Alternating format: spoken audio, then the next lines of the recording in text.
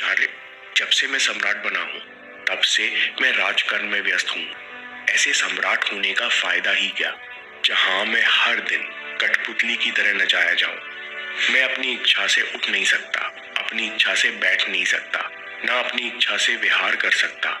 मेरा विवाह भी आपके लिए राजनीति है। जब से मैं यहाँ आया हूँ तब से मैं चैन से सो तक नहीं सका हूँ। अगर थोड़ा सुख पाने के लिए समारोह में आयोजन करता हूँ तो इसमें क्या गलत है। अगर मैं सम्राट बनकर भी सुख न भोग पाऊं तो ऐसी सफलता का क्या लाभ। अगर सफल होने के बाद भी संघर्ष ही करना है तो ऐसी विजय का क्या लाभ। चाणक्य ने कहा, ओह, तुम सफलता और भोग विलास को एक चीज समझ बैठे, तुम विजय और आराम को एक चीज समझ बैठे।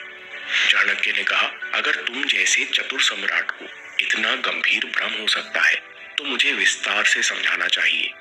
चाणक्य ने कहा, सबसे पहले ये समझो कि संघर्ष से ही शक्ति प्रकट होती है। अगर विषय सरल बना दिया जाए तो विद्यार्थी का दिमाग कभी तेज नहीं हो पाएगा। उसी तरह अगर जीवन में संघर्ष ना हो तो कभी आंतरिक शक्ति नहीं जागती।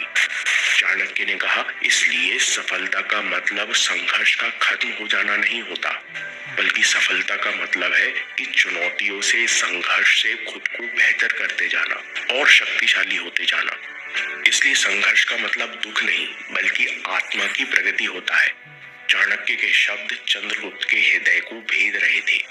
चंद्रगुप्त ने पूछा, गुरुवर, मुझे क्षमा कीजिए, पर मुझे बताइए कि इस मन को सुख कैसे मिलेगा, इस मन को चैन कैसे मिलेगा।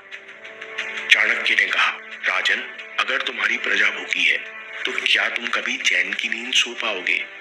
मैं असमर्थ सम्राट हूँ, ये बात तुम्हें हमेशा कचोटती रहेगी। मन को कभी चैन नहीं मिलेगा, तुम चाहे खुद को नाच गाने से जितना डिस्ट्रैक्ट कर लो। चाणक्य ने कहा, हे राजन, इसलिए पूरी निष्ठा से कर्तव्य पालन करो, प्रजा की सेवा में जुट जाओ, अपना कर्तव्य पूरा करने के लिए दिन रात संघर्ष करो। इस संघर्ष से तुम्हारी आत्मा की शक्ति जागृत होगी। आत्मशक्ति से ही तुम मन को साध पाओगे।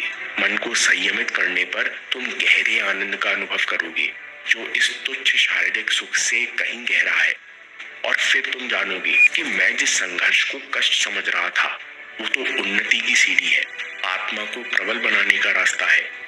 इसलिए हे राजन, सफलता का असली मतलब सुख नहीं बल्कि कर्तव्य पालन और निष्ठा है।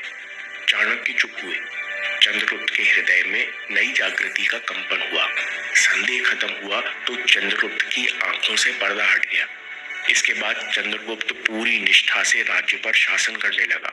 उनके अंदर चाणक्य की सीख इतनी गहरी बसी कि जीवन के अंतिम 40 दिनों में चंद्रगुप्त ने अन्न का एक दाना नहीं खाया, क्योंकि उस समय चंद्रगुप्त के राज्य में भीषण अकाल के कारण लोगों के पास अन्न नहीं था।